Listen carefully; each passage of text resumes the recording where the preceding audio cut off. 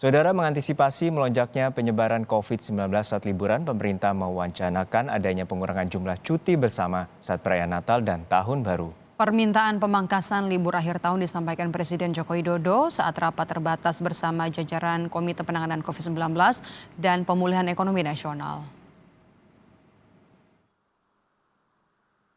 Libur akhir tahun 2020 ini diperkirakan tak sepanjang tahun-tahun sebelumnya.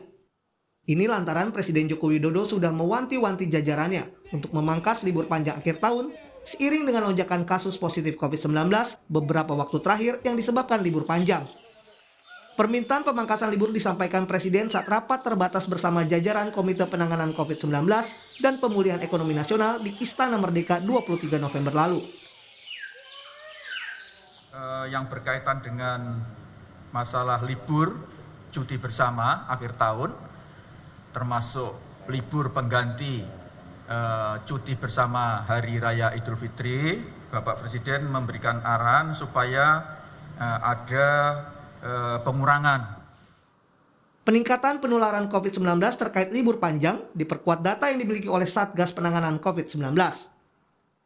Libur panjang Idul Fitri telah menaikkan kasus positif corona 69 hingga 93% pada periode 6-28 Juni 2020. Pasca libur Hari Kemerdekaan, kasus positif corona naik 58 hingga 118% pada pekan pertama hingga ketiga September.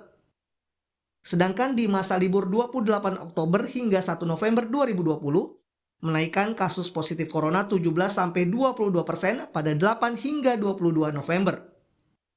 Penyebab naiknya kasus positif COVID-19 saat liburan menurut juru bicara Satgas Wiku Adhisa Smito, karena banyaknya warga yang tak disiplin menerapkan protokol kesehatan, terutama soal menjaga jarak. Masa libur panjang akhir tahun 2020 memiliki durasi yang lebih panjang dan dikhawatirkan berpotensi menjadi manifestasi perkembangan kasus menjadi 2 bahkan 3 kali lipat lebih besar dari masa libur panjang sebelumnya. Sementara Kementerian Perhubungan telah menyiapkan sejumlah antisipasi menghadapi libur panjang akhir tahun, termasuk jika akhirnya libur panjang jadi dipangkas.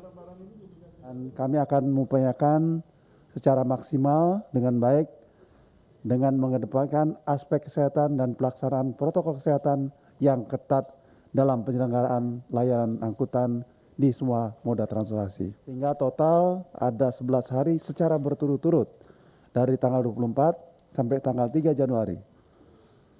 Namun Kementerian Perhubungan juga telah mengantisipasi kemungkinan yang terjadi termasuk apabila pengurangan libur 2020 sesuai dengan arahan Pak Presiden. Di masa pandemi corona, perlu pertimbangan yang bijak dari pemerintah terkait libur panjang akhir tahun. Masyarakat pun juga harus bijak untuk tetap menerapkan protokol kesehatan di saat liburan. Tim Liputan, Kompas TV.